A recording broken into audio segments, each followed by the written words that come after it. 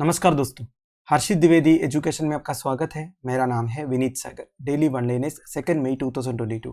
आज के इम्पोर्टेंट वनलाइनर्स कौन कौन सा है चेक करते हैं। सबसे पहला आनंग ताल लेक, साउथ दिल्ली में है आनंग ताल लेक। 1000 साल पहले इस लेक को बनवाया था। अब इस लेक का कंडीशन इतना अच्छा नहीं है। Union minister of state for culture and parliamentary affairs Arjun Ram Meghwal ji last week site को विजिट किए थे और दिल्ली डेवलपमेंट अथॉरिटी जिनके जुरिस्डिक्शन में उस एरिया आता है उनको बोला है इस हिस्टोरिक लेक को रिस्टोर करना है। अब ये कहाँ पे? साउथ दिल्ली में महरौली में है। And it is said to be created by Tomar king Anangpal second in 1060 AD। तो बेसिकली 11th सेंचुरी में तोमर किंग आनंगपाल सेकंड ने इस लेक को बनवाया था। अब दोस्तों प्लान ये है अनंगताल लेक को नेशनल मॉन्यूमेंट डिक्लेयर करने का, इसलिए मिनिस्टर के साथ national monuments authority chairman Tarun Vijay, archaeological survey of India का डायरेक्टर अरविंद मंजुल भी आए थे इस साइट पर। अब दोस्तों national mission on monuments and antiquities एक गवर्नमेंट एजेंसी है, उनका ऑफिशियल वेबसाइट में आपको अनंगताल लेक का प्रिसाइज लोकेशन मिल जाएगा। To the north of Jogmaya temple and approximately 500 meters to the northwest of Kutub complex. Now, tradition ascribes this tank to a Tomar king Anangpal II, the builder of Lal Kot also. ये मैंने आपको पहले बताया।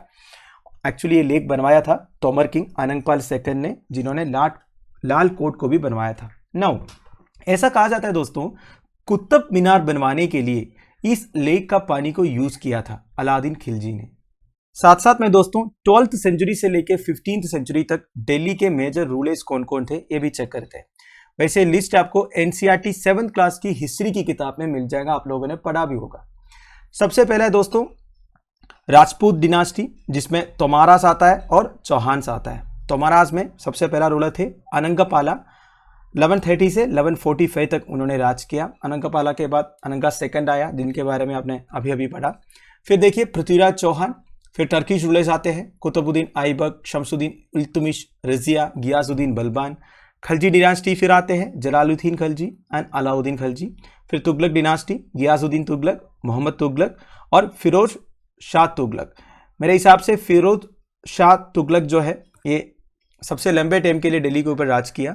फिर शाही dynasty, ये खिसर खान 1414 से लेके 1421 तक। फिर लोधी डिनास्टी 1451 से लेके 1526 तक। लोधी डिनास्टी का इंपॉर्टेंट रूलर थे बहलू लोधी। बहलू लोधी के बाद सिकंदर लोधी आते हैं। इसके बाद क्या हुआ आप सबको मालूम है, मुगल रूल शुरू हो जाता है। फर्स्ट वॉर ऑफ पानीपत में बाबर जो है सिकंदर लोधी को हरा के इंडिया में बेसिकली दिल्ली में मुगल रूल शुरू हो जाते हैं।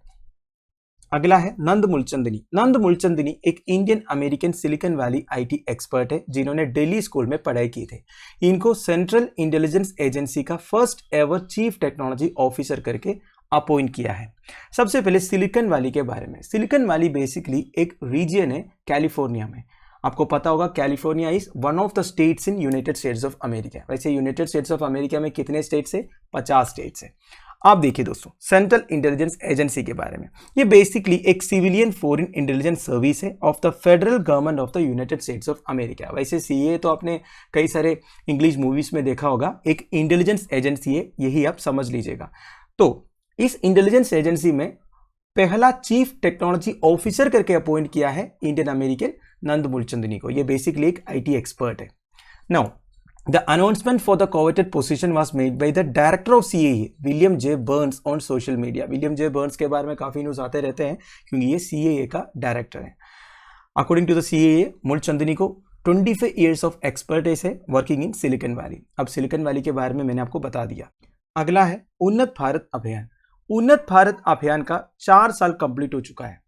2018 में ये लॉन्च किया था with the vision of transformational change in rural development processes. तो बेसिकली देखिए रूरल डेवलपमेंट से रिलेटेड है। रूरल डेवलपमेंट में एक ट्रांसफॉर्मेशनल चेंज या बदलाव लाने के लिए ये लॉन्च किया था। Now it is a flagship programme of the education ministry. देखिए एजुकेशन मिनिस्ट्री का एक फ्लैगशिप प्रोग्राम है। इसमें क्या होता है दोस्तों, हायर एजुकेशन इंस्टीट्यूशंस है ना, उन्हें 5 विलेजेस से कनेक्ट करते हैं और ये इंस्टीट्यूशंस विलेज कम्युनिटीज का सोशल एंड इकोनॉमिक बेटरमेंट के लिए कंट्रीब्यूट करेंगे उनका नॉलेज यूज करके। समझ गया आप? बेसिकली हायर एजुकेशनल इंस्टीट्यूशंस को कुछ विलेजेस से कनेक्ट करके उन विलेज कम्युनिटीज का बेटरमेंट, यही इसका विजन है।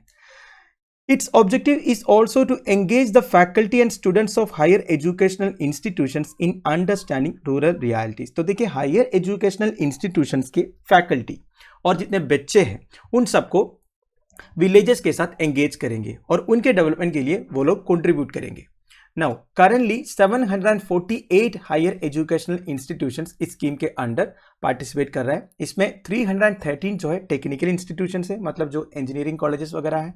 292 जो है नॉन टेक्निकल इंस्टीट्यूशन है. अगला है Nations first gene bank. Maharashtra cabinet recently देश का पहला जीन बैंक प्रोग्राम को अप्रूव किया है. And the program is aimed at conserving native biodiversity to ensure that natural resources are passed on to the next generation. तो देखिए native biodiversity को conserve करने के लिए हर एक सेक्शन में जितने नेचुरल रिसोर्सेस है उनका जीन को स्टोर करके रखेंगे.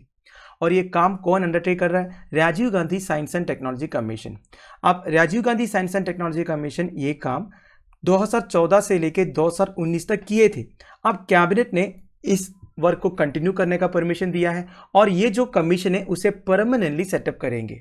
Now the project has identified 7 sections. कौन कौन सा?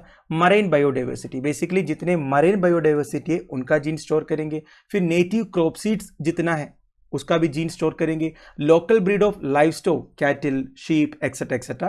फिर फ्रेश वाटर में बायोडाइवर्सिटी उनका भी जीन स्टोर करेंगे. बैरन लैंड का, ग्रेजिंग लैंड का, ग्रास लैंड बायोडाइवर्सिटी का. फिर protection and management of forest land का and rejuvenation of forest land. तो इतने सेक्शंस में इस प्रोजेक्ट को डिवाइड किया हुआ है. फिर देखिए the gene bank project will create database on these 7 sectors. तो ये जो 7 सेक्टर्स है दोस्तों इनके ऊपर एक डाटाबेस क्रिएट करेंगे ये जो प्रोजेक्ट के under. Now under the project biodiversity traditional knowledge and local community wisdom about conservation will be documented. देखिए कोई भी बायोडाइवर्सिटी को अगर आपको प्रोटेक्ट करना है तो ट्रेडिशनल नॉलेज की जरूरत है. तो इसके लिए वो जितने लोकल कम्युनिटी है उनका जो इंटेलिजेंस है, इनका जो कंजर्वेशन मेथड्स है उसके ऊपर भी स्टडी करेंगे और उसको भी डॉक्यूमेंट करेंगे. Now the successful conservation and methods will be standardised by collection and analysis and will also be popularised on different educational and social levels. तो जितने कंजर्वेशन मेथड्स ये अडॉप्ट करेंगे, जितने ट्रेडिशनल नॉलेज ये अक्यूर करेंगे, उन सबको ठीक तरह से डॉक्यूमेंट करने के बाद different educational and social levels में पॉपुलराइज भी करेंगे. मतलब सबको बताएंगे ये सारे कंजर्वेशन मेथड से इसे हम ये काम कर रहा है करके. अगला है डेज स्कीम. अंबेडकर फाउंडेशन DAF के बारे में आपने सुना होगा. ये ministry of social justice and empowerment के अंडर काम करते हैं. They are starting doctor Ambedkar centres of excellence in 31 central universities across the country. तो देश के अंदर 31 सेंट्रल यूनिवर्सिटीज में doctor Ambedkar centres of excellence शुरू करेंगे अंबेडकर फाउंडेशन. नाउ इसका ऑब्जेक्टिव क्या है? To provide high quality free coaching facilities to the scheduled caste students for the civil services examinations.